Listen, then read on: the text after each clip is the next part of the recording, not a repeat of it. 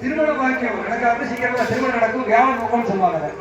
சொல்லுவாங்க வியாழன் நோக்கம் முடிச்சா பாருங்க சார், வியாழன் நோக்கம் வந்துட்டா சீக்கிரமா திருமணம் நடைபெறும். அந்த திருமண பாக்கியம் தரக்கூடியவர் வல்லப வெங்கடேஸ்வர சுவாமி இதற்குரிய மஞ்சள் நீர் ஆடை கொண்ட கருவியோடு வழங்கப்படுகிறது. சுக்கிரன் என்ன பண்ணுவோம்? குழந்தை பாக்கியம் கிடைக்கும், நல்ல செல்வங்கள் 16 செல்வங்கள் தரக்கூடியவர் யாரு?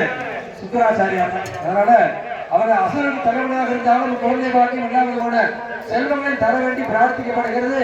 அதற்குரிய ஆந்தியான வழங்கப்பட்ட நமக்கு நீண்ட ஆயுள் ஆண்பார் சனீஸ்வரன் வல்லப லிங்கேஸ்வரன் தான் கொடுக்க போறார். அதனால ஏன்னா சனீஸ்வரன், விக்னேஸ்வரன், ராமணேஸ்வரன், லிங்கேஸ்வரன் இவங்க என்ன ஈஸ்வரனுக்கு இணையானவர்கள். இவங்க யாரை கும்பிட்டாலும் ஈஸ்வரன் உங்களுடைய சமம்.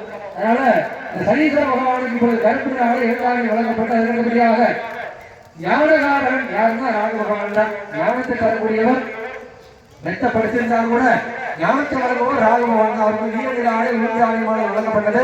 அதற்கடுத்தபடியாக ஞானத்தை வழங்கி மோட்சத்தை வழங்கக்கூடியவர் யாருன்னு கேட்டீங்கன்னா கேது பகவான். அவருக்குரிய 12 ஆடை செம்பல் தாழ்மையான இங்கே ஆகுதியோடு வழங்கப்பட இருக்கிறது.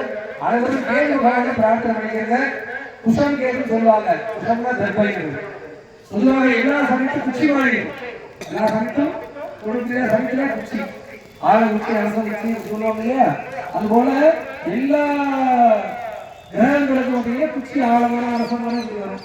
ஆனா கேதுக்கு மட்டும் குச்சி ஆமையாக புல் மாதிரி சொல்லுவாங்க இல்லையா? புல்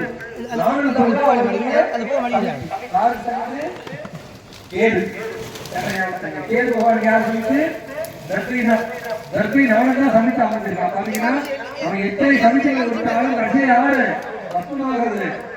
கேது பகவான் தான். அவர் தான் நமக்கு மோட்சத்தை கொடுக்கக்கூடியவர், வழங்கக்கூடியவர், அந்த கருணை வடிவானவர். அவருடைய அனுகிரகத்தோடு இப்பொழுது கேது பகவானுக்கு பழைய ஆடை மூலமந்திர கோபமாக இப்பொழுது நீங்க வல்லப விநாயகர் மற்றும் வல்லப லிங்கேஸ்வர சுவாமிக்கு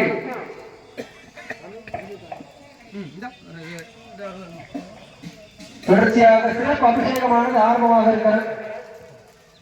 ஓம் நம சிவாய.